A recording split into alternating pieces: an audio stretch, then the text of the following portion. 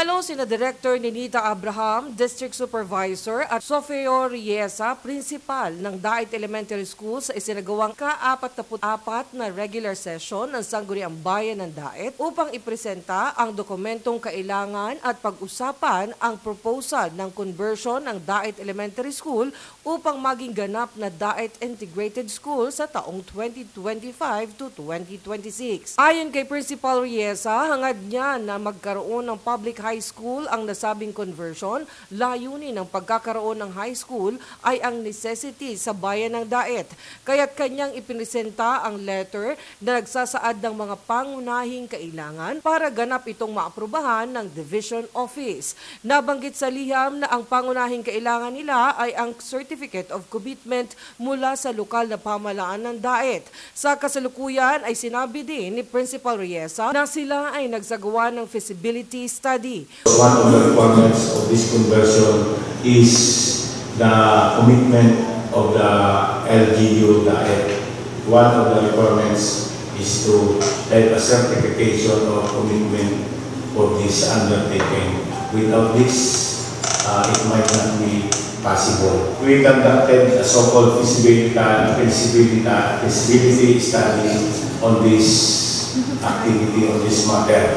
Humigit 300 mag-aaral ng grade 7 ang inaasahan nila na papasok ngayong taong 2025 to 2026. Ang mga mag-aaral na ito ay nakapagtapos o magtatapos sa mga paaralang musunod: Dait Elementary School, A. Pabico Elementary School, Alawihaw Elementary School, Awitan Elementary School, Bagasbas Elementary School, Don Emiliano Pabico Elementary School, Mantagbak Elementary School, Pasiano Magana Elementary School, Pandan Elementary School at mag-aaral mula sa Timog Distrito ng Dait. Ayon naman kay Vice Mayor Parale, kinakailangan na magkaroon ng maayos na parking sa loob ng paaralan dahil ang babaan sa labas ng paaralan ay hindi sasapat. Paliwanag naman ni Principal Riesa, mayroon ng parking area sa loob ng paaralan at kasalukuyan ay ongoing na rin ang site development sa Adinia na plano na magkaroon ng exit sa Jegolinian Street. Hiling ni District Supervisor na si Director Ninita Abraham na kung sakali ay pwede namang paghatian ng pamahalaan ang pondo. 50% ay magiging pondo ng LGU at 50% ay galing sa kanilang general fund.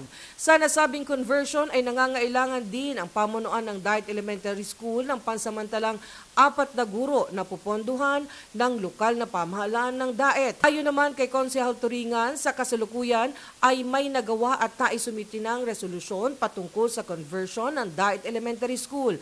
At naitanong din ni Konsehal Turingan kung ilan ang target na mag-enroll at ilan din ang target na classroom na kakailanganin sa darating na pasukan. Saad naman ni Mr. Riesa, sa kasalukuyan ay hindi pa nila kinakailangan ng bagong classroom dahil may magagamit pa naman.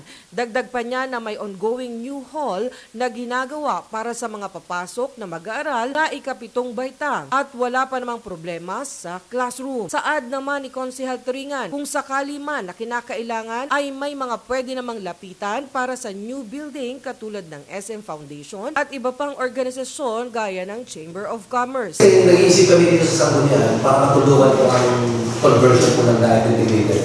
Meron kami mga nakikita pwedeng hingan ng school buildings na agad-agad pwedeng tumugol.